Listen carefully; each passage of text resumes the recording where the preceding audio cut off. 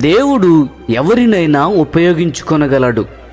ఎవరైతే దేవుని కొరకు నిలబడి ఉండాలని కోరుకుందరో అటువంటి వారి కొరకు ఆయన పరిశుద్ధ గ్రంథములో ప్రేరేపించు మాటలను కురిపించెను.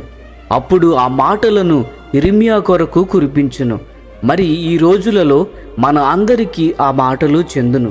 ఇర్మియా, నేను బాలుడనే, మాట్లాడుటకు నాకు శక్తి చాలదు అని కొంతవరకు అనాసక్తిని చూపెను. తరువాత అతను దేవుని మాటలతో ఎంతో ప్రోత్సహించబడటమే కాకుండా ఒక దేవుని ప్రవక్తగా తన పని ముగించుటకు కావలసిన కృప కూడా ఇవ్వబడెను.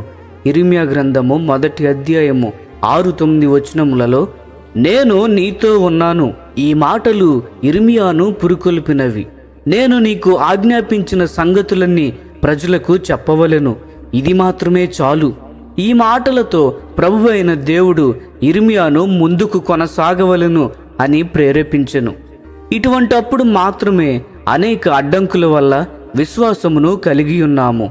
వారు చేయలేరు అనునది ఆలోచన యొక్క అడ్డంకి.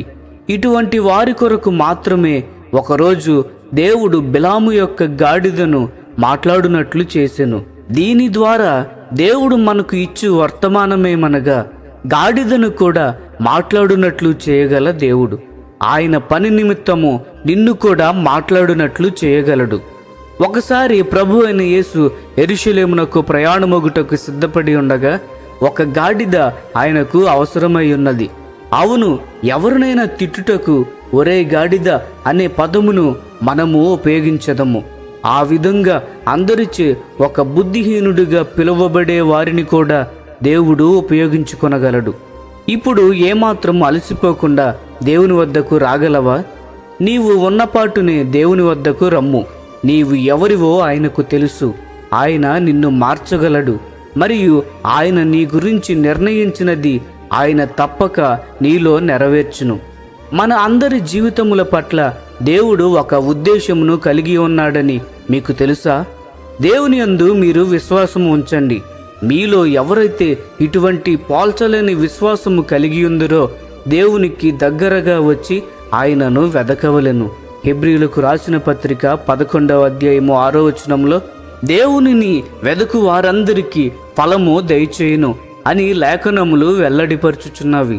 మన అందరినీ ఈ ఆశీర్వాదములతో దేవుడు ఆశీర్వదించును గాక. ప్రియ స్నేహితులారా, ఈ సందేశములు మీకు ఆశీర్వాదకరముగా ఉన్నట్లయితే లైక్ చేయండి, సబ్స్క్రైబ్ చేయండి, అనేకులకు షేర్ చేయండి. మీ విలువైన అభిప్రాయములను కామెంట్ రూపంలో మాతో పంచుకొనండి.